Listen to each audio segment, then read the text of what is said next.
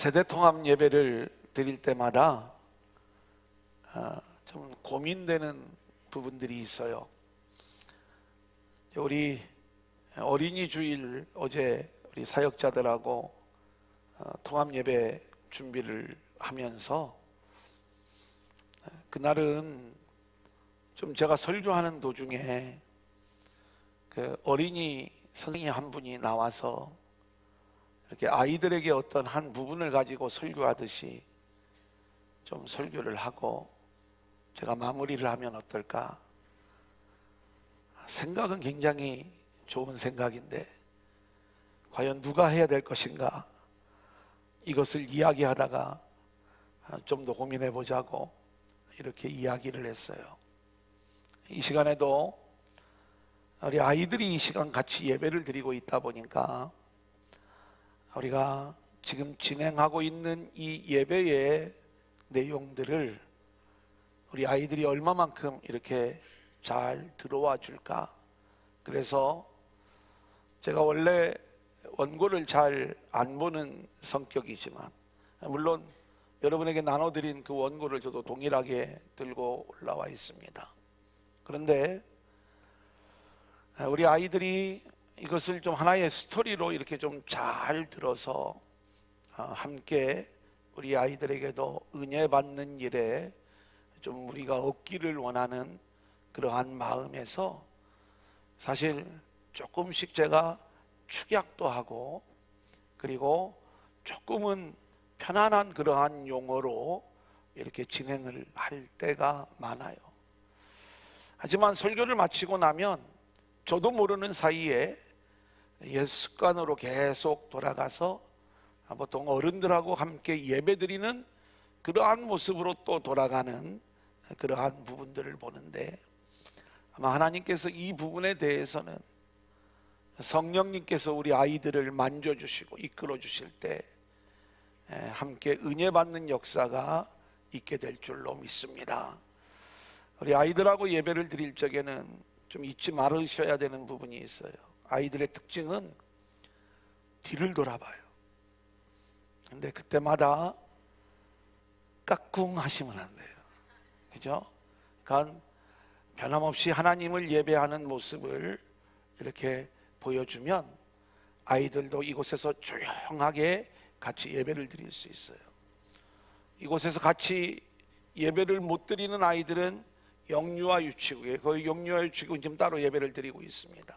여기는 착석이 안 되는 아이들 자리에 좀 같이 앉아야 우리가 이걸 진행을 할 수 있는데 그래 5월 5일은 영유아 유치국도 우리가 좀 같이 예배할 수 있는 방법을 좀 찾아보자 그렇게 이야기를 하고 있습니다. 우리가 다윗의 이야기를 계속 공부를 하고 있습니다. 오늘은 이 다윗을 또다시 10사람들이 밀고 하는 장면으로부터 시작이 되어져요. 무슨 얘기냐 하면 사울 왕이 장차 하나님이 왕으로 세울 이 다윗을 죽이려고 쫓아다니는 거예요. 그래 다윗이 숨을 곳은 유대 광야에서는 이제 숨을 만큼 숨어서 어디 도망갈 곳이 없는 그러한 상황인데 10광야에 살고 있었던 사람들이 사울 왕에게 다윗이 숨은 곳을 자꾸 알려주는 거예요.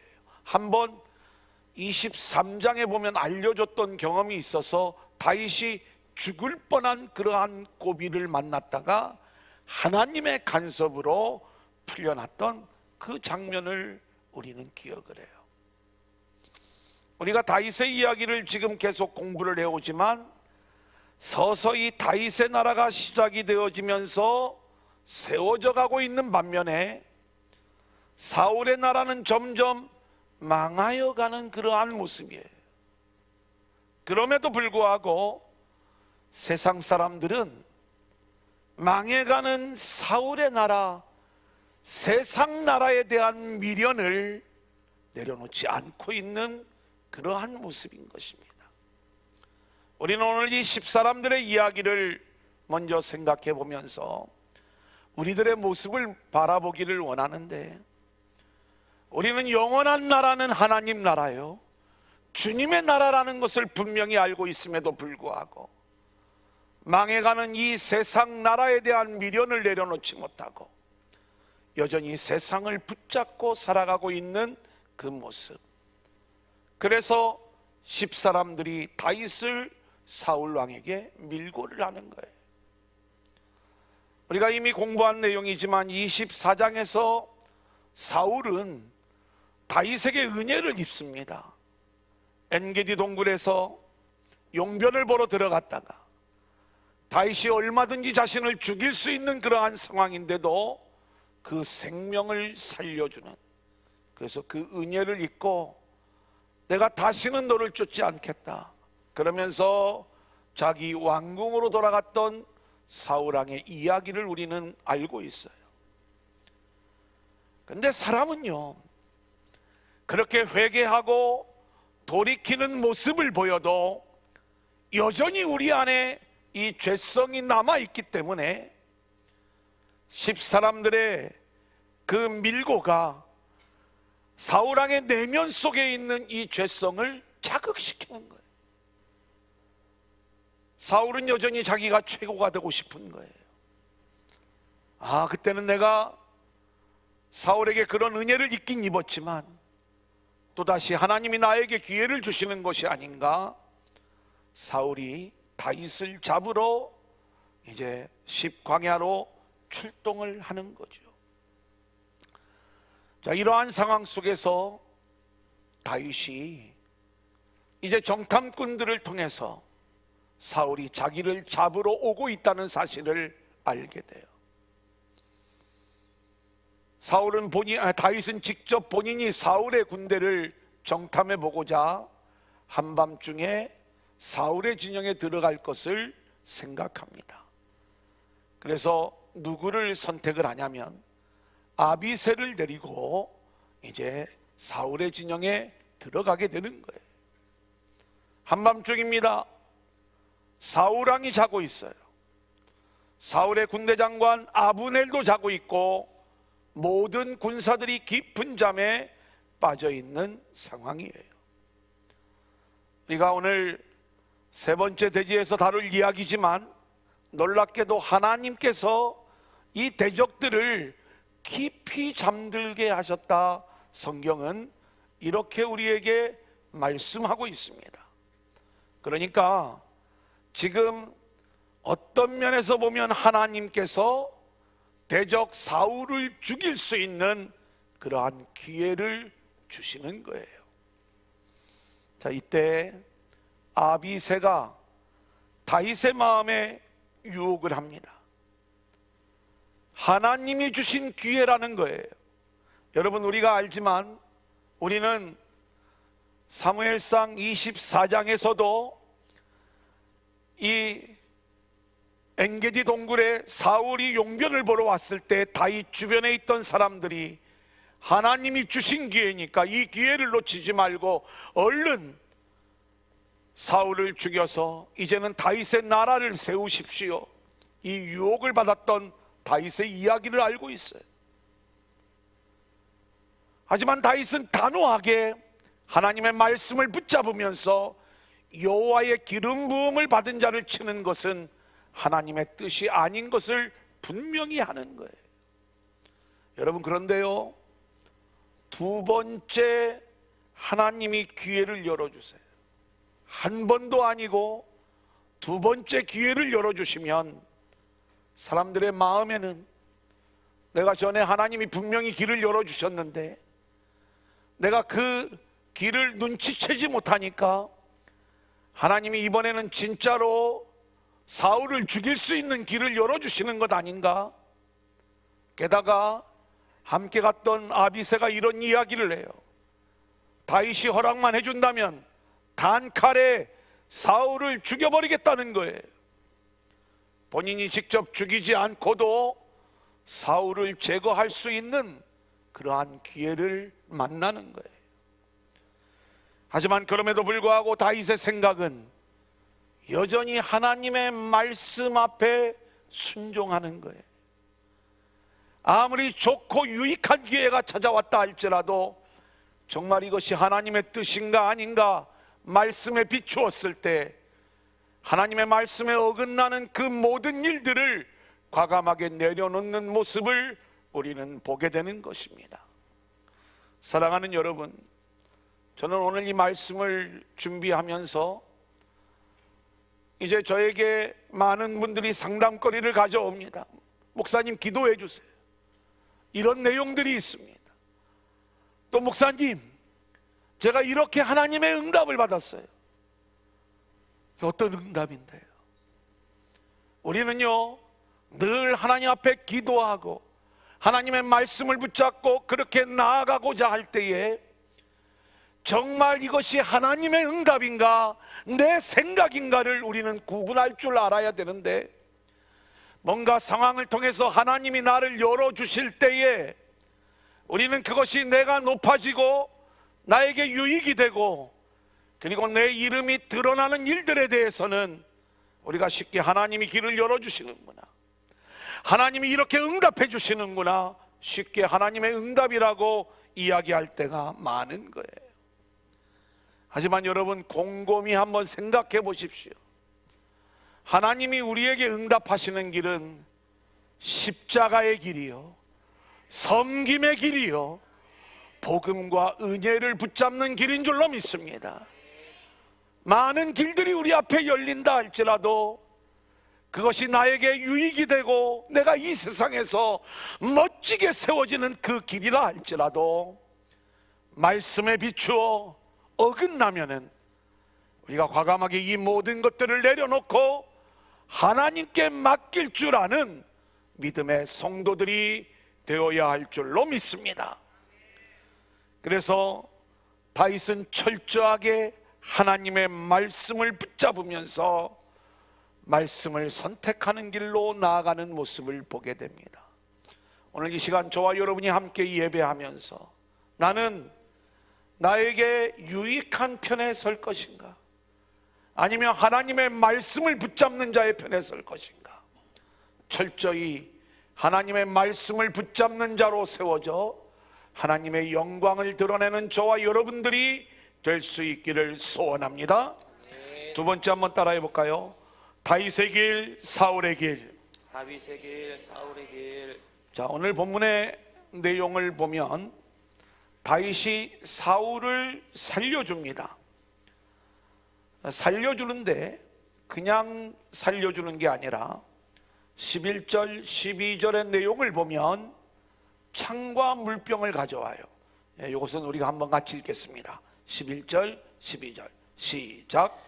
내가 손을 들어 여호와의 기름 부음 받은 자를 치는 것을 여호와께서 금하시나니 너는 그의 머리 곁에 있는 창과 물병만 가지고 가자 하고, 다윗이 사울의 머리 곁에서 창과 물병을 가지고 떠나가되 아무도 보거나 눈치채지 못하고 깨어있는 사람도 없었으니 이는 여호와께서 그들을 깊이 잠들게 하셨으므로 그들이 다 잠들어 있었기 때문이었더라. 다윗은요 사울을 죽일 수 있는 상황에서 사울의 머리 곁에 있는 창과 물병만 가지고 그 자리를 떠나는 거예요. 하나님의 생각을 가지고 자신의 원수 갚는 일을 하나님께 맡기는 거죠.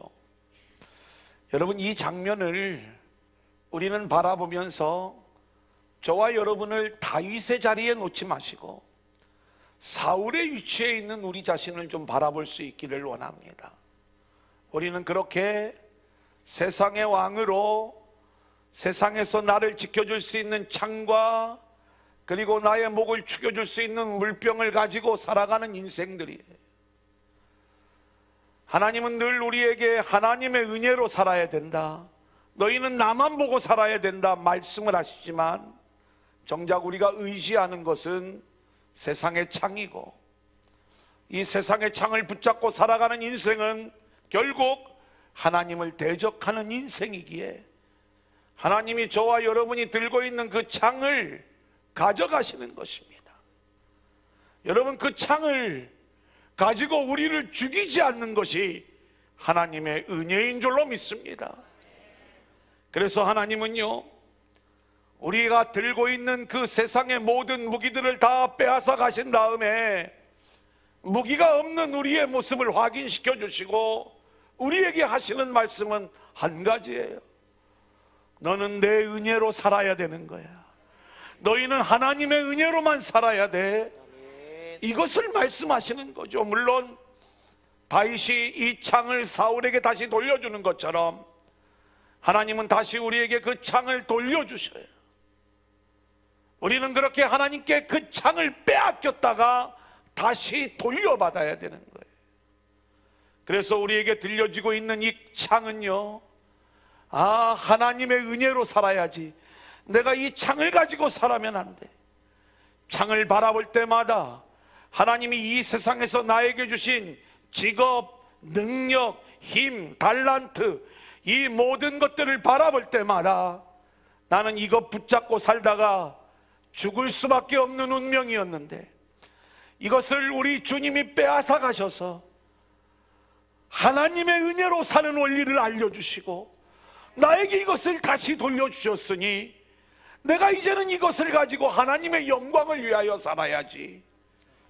여러분, 우리가 늘 하나님이 나에게 주신 것들을 바라볼 때마다 이것이 결국 나를 지켜주는 게 아니라 주님의 은혜만이 나를 지켜주시고 나를 이끌어 주신다는 원리를 우리가 오늘 말씀 속에서 깨달아야 될 줄로 믿습니다. 그리고 나서 다윗이 사울의 군대장관 아브넬을 부르는 거예요. 아브넬아, 아브넬아. 아브넬을 부르면서 너는 왕의 신변을 책임진 용사가 아니냐? 이스라엘 가운데 너 같은 용사가 어디 있느냐? 그런데 내가 내 주 왕을 보호하지 않는 것은 오히려 죽어 마땅하다, 이렇게 외치고 있는 거예요. 다윗은 아브넬의 직무유기를 비난하고 있는 것입니다. 여러분, 우리는 오늘 이 말씀을 사울의 입장에서 한번 보았으면 좋겠어요. 사울은 자신에게 용맹스러운 군대장관 아브넬이 있다는 게 든든한 힘이었을지 몰라요. 하지만 오늘 다윗이 폭로하고 있는 것처럼 그를 지켜주는 것은 아브넬이 아니라 그를 죽일 수 있었음에도 불구하고 은혜로 그를 살려준 다윗이 정말로 사울을 원하고 위하고 있는 그러한 모습이라는 것을 우리에게 알려주는 거예요. 사랑하는 여러분, 우리는 이 세상을 살아가면서 우리 주위에 아브넬 같은 능력 있는 사람이 나의 동역자가 되기를 원하는 마음들이 있어요. 뭔가 세상의 능력을 가진 사람이 나와 함께 했으면 좋겠다, 나를 도와줬으면 좋겠다. 그런데 진정으로 우리를 도와줄 수 있고 우리의 생명과 우리의 안전을 지켜주실 수 있는 분은 오직 우리의 진정한 친구 예수 그리스도 한 분밖에 없음을 믿으시길 바랍니다. 우리 다윗이 이제는 사울 왕에게 항변을 하는 거예요. 이건 한번 같이 읽어보죠. 18절 19절입니다 시작. 또 이르되 내 주는 어찌하여 주의 종을 쫓으시나이까? 내가 무엇을 하였으며 내 손에 무슨 악이 있나이까? 원하건대 내 주 왕은 이제 종의 말을 들으소서. 만일 왕을 충동시켜 나를 해하려 하는 이가 여호와시면 여호와께서는 제물을 받으시기를 원하나이다마는 만일 사람들이면 그들이 여호와 앞에 저주를 받으리니 이는 그들이 이르기를 너는 가서 다른 신들을 섬기라 하고 오늘 나를 쫓아내어 여호와의 기업에 참여하지 못하게 함이니이다. 아멘. 아멘. 아멘. 여러분, 오늘 이 말씀이 얼마나 우리에게 도전을 주는 말씀인지 몰라요. 오늘 다윗은요, 사울 왕에게 이런 고백을 하고 있어요. 지금 사울 왕이 나를 쫓고 나를 죽이려고 하는 것, 그 마음을 하나님이 주신 것이라면 저는 제 몸을 기꺼이 하나님께 제물로 드리겠습니다, 이 고백을 하고 있는 거예요. 오늘 저와 여러분의 입에서 이 다윗의 고백이 고백되어질 수 있기를 소원합니다. 저와 여러분이 어려움 가운데 있을 수가 있어요. 대적들이 나를 에워쌀 수가 있어요. 사업이 막히고 환경에 어려움이 있고 힘든 일들을 만날 수가 있어요. 하지만 그러한 일들을 만날 때에 우리는 늘 내 기준으로 하나님 이 자리에서 빨리 나를 건져주세요, 이것이 1순위가 아니라 이 일이 하나님께로부터 나온 일이라면 순종하겠습니다. 여러분, 그 환난의 자리에서 하나님이 하시는 일들을 즐길 수 있기를 소원합니다. 이것이 참된 믿음을 붙잡고 나아가는 성도들의 모습이 아니겠습니까? 다윗의 고통은 살고 죽는 데 있었던 게 아니에요. 참소자들로 인하여 자신이 가나안 땅에서 쫓겨나 세상 속에서 세상 사람들과 어울려서 하나님께 예배하지 못하고 자신의 사명을 온전히 감당하지 못하는 그 부분이 다윗의 환난이요 다윗의 고통이었다는 것을 고백하고 있는 것을 보게 되는 거예요. 사랑하는 여러분, 우리가 환난을 만날 때 하나님 앞에 기도해야 될 제목은 바로 이런 것입니다. 먹고 사는 문제가 너무 어려워서 내가 세상 속에서 먹고 사는 문제에 집착하다 보니까 저는 더 하나님 앞에 기도하고 싶고 더 하나님의 전에 나오고 싶고 그리고 더 하나님을 바라보는 그러한 인생을 살고 싶은데 연약한 육신으로 인하여 내가 하나님의 영광을 드러내는 그 은혜의 자리를 지키지 못하는 것, 하나님 내가 이게 너무나도 어렵고 힘드니 내 환경과 형편을 하나님 붙잡아 주세요. 이게 다윗의 고백 아니겠습니까? 그러면서 사울의 양심에 다시 한번 호소를 하는 거예요. 사울이 자기를 죽이는 것은 여호와 앞에서 피를 흘리는 일이라 이거예요. 나는 메추라기요, 나는 벼룩에 불과한 그러한 연약한 존재인데 이스라엘의 왕이 왜 나를 잡으러 오십니까? 내가 뭐라고 왜 나를 두려워하십니까? 나에게서 두려움을 느꼈다면 나는 메추라기요, 나는 벼룩에 불과한데 내 가운데 역사하시는 하나님에 대한 두려움을 가지셔야 됩니다. 이 이야기를 하고 있는 것 아니겠습니까? 그러면서 이 이야기를 듣고 사울이 회개를 해요. 21절 우리 한번 같이 읽어볼까요? 사울이 이르되 시작. 사울이 이르되 내가 범죄하였도다. 내 아들 다윗아 돌아오라. 내가 오늘 내 생명을 귀하게 여겼은즉 내가 다시는 너를 해하려 하지 아니하리라. 내가 어리석은 일을 하였으니 대단히 잘못되었도다 하는지라. 사울의 회개는요 마치 유다의 회개를 연상시키는 거예요. 유다도 예수님을 팔아넘기고 나서 자신의 죄를 깨달았어요. 내가 무죄한 피를 팔고 죄를 범하였도다. 죄를 깨달았다면 돌아와야 돼요. 은혜를 붙잡아야 돼요. 그런데 유다는요 끝까지 자신의 죄를 자기가 책임지려고 스스로 목숨을 끊어버리는 거예요. 악함입니다. 오늘 사울도 회개했다면 다윗에게로 돌아오는 일들이 있어야 되는데 돌아오지 않는 거예요. 다윗이 창을 돌려줍니다. 이제 이 창을 돌려받은 사울은 창을 볼 때마다 다윗을 생각해야 되는 거예요. 우리 역시 내가 의지하는 세상의 창을 바라볼 때마다 주님이 생각날 수 있기를 소원하고 내가 이 창을 의지하고 살아가는 것이 아니라 주님의 은혜로 살아가고 있다는 것을 늘 기억할 수 있기를 소원합니다. 그러면서 다윗은 이러한 고백을 사울에게 합니다. 공의와 신실을 따라 갚으시는 하나님이심을 알기에 나는 오직 말씀을 붙잡고 주님이 원하시는 공의와 신실을 따라가는 그 삶을 순종하며 살아갑니다. 이 이야기를 하는 거예요. 자, 그러자 우리 한번 같이 볼까요? 24장 22절 그리고 26장 25절 오늘 말씀의 요절과도 같은 내용이죠. 같이 읽겠습니다. 시작. 다윗이 사울에게 맹세하매 사울은 집으로 돌아가고 다윗과 그의 사람들은 요새로 올라가니라. 사울이 다윗에게 이르되 내 아들 다윗아 내게 복이 있을지로다. 내가 큰 일을 행하겠고 반드시 승리를 얻으리라 하니라. 다윗은 자기 길로 가고 사울은 자기 곳으로 돌아가니라. 여러분 보세요. 사울 왕은 다윗과의 대화를 통해서 하나님께서 다윗을 지키고 계시고, 그리고 다윗을 향한 하나님의 계획을 알게 되었고, 생명의 길이 다윗에게 있음을 깨달아 알게 되었어요. 그렇다면 사울은 이제 자신의 길을 내려놓고 다윗의 길, 생명의 길을 따라가는 그러한 모습으로 바뀌어져야 됩니다. 하지만 24장에서도, 그리고 오늘 본문 말씀에서도 다윗은 계속해서 하나님이 주시는 그 기회를 붙잡지 못하고 자기 집으로, 세상 왕의 길로, 그리고 세상 영광의 길로 걸어가고 있는 사울의 모습을 보게 되는 거예요. 여러분, 하나님의 말씀이 우리에게 들려질 때 우리가 복음을 깨달아 아는 것은 놀라운 하나님의 은혜인 줄로 믿습니다.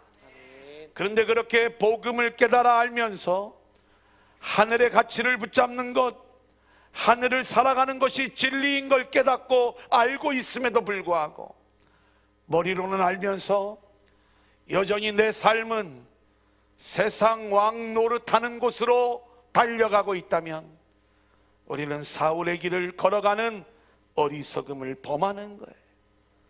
생명의 길, 다윗의 길은 십자가의 길입니다.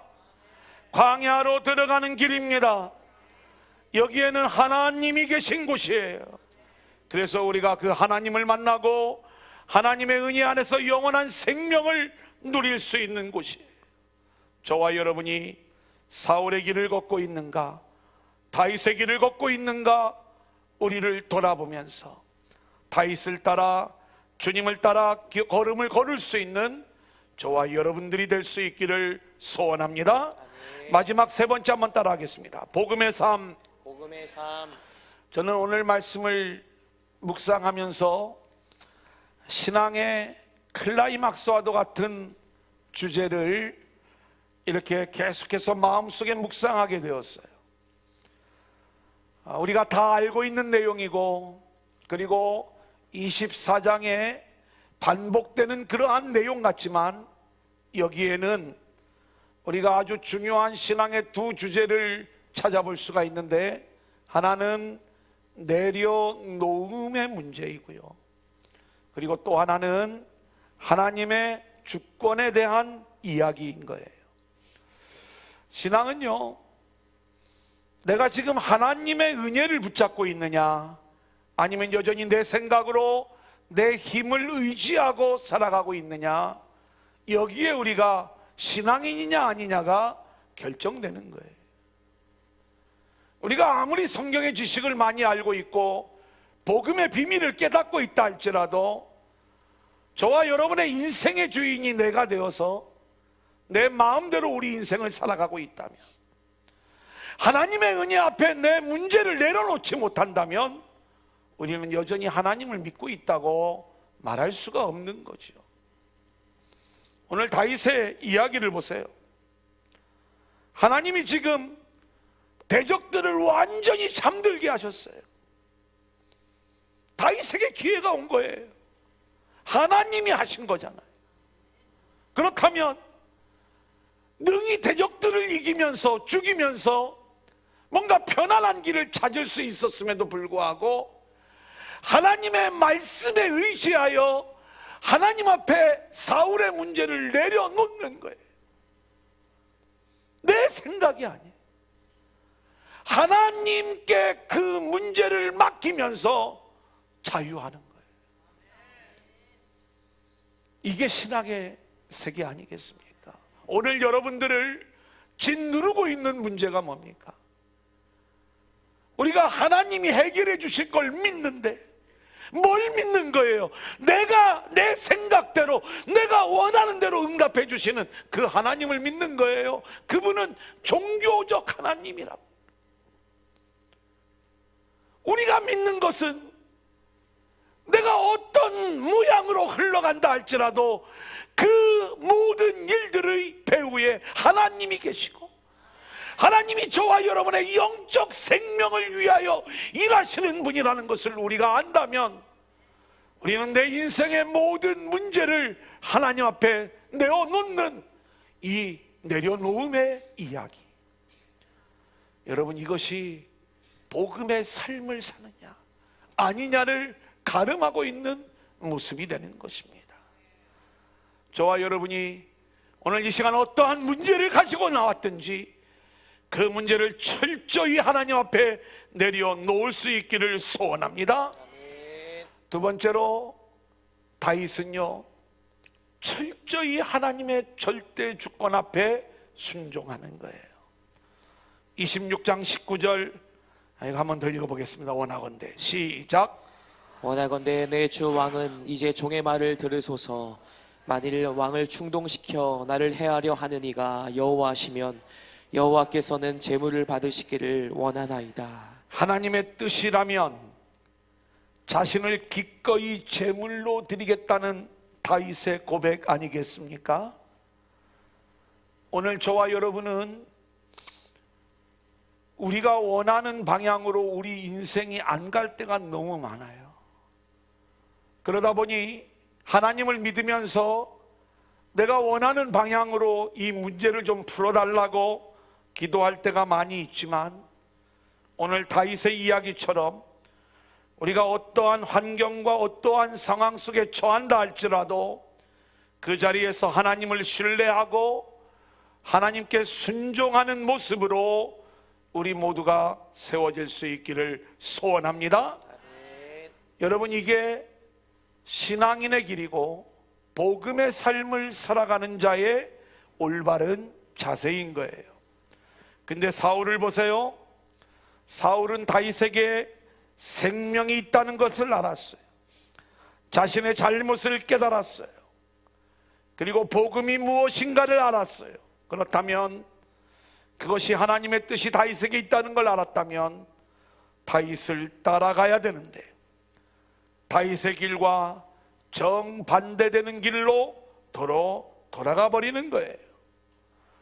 우리는 복음을 깨닫는 것과 복음의 삶을 사는 것은 전혀 다른 차원임을 우리가 알아야 돼요. 물론 우리가 복음을 깨닫게 되는 것도 하나님의 놀라운 은혜이지만, 본질적으로 더욱 중요한 것이 있다면 복음의 삶으로 우리를 밀어 넣으시는 하나님의 손길을 우리가 기억하면서 그 하나님께 순종하며 복음의 삶을 살아가는 것, 이것이 우리의 모습이 되어야 될 줄로 믿습니다. 신앙인의 과제는 이것이에요. 다윗의 길은 그만큼 우리 힘으로 되어지는 게 아니라 하나님의 은혜로 되어지는 거예요. 먼 옛날 야곱은 야복강가에서 이 싸움을 싸웠어요. 내 힘으로 해도 문제가 풀리지 않으니까 결국 하나님밖에 없는데 하나님이 찾아오셔서 이 야곱과 씨름을 하시잖아요. 결국 그 하나님께만 온 힘을 기울이며 그 천사를 붙잡았을 때에 야곱이 드디어 하나님의 통치를 받는 이스라엘의 인생으로 세워지게 된 줄로 믿습니다. 신앙의 길은 머리로 가는 게 아닙니다. 입으로 가는 게 아닙니다. 이론으로 가는 게 아닙니다. 신앙의 길은요, 삶으로 가는 거예요. 순종으로 가는 거예요. 이준 목사님의 다니엘 기도회 때 그 잊어버리지 않는 이야기가 있어요. 한번 따라해 볼까요? 감정은 짧게, 결정은 강하게, 순종은 길게. 다시 한번요. 감정은 짧게, 결정은 강하게, 순종은 길게. 여러분, 이게 다윗의 길을 걷는 것입니다.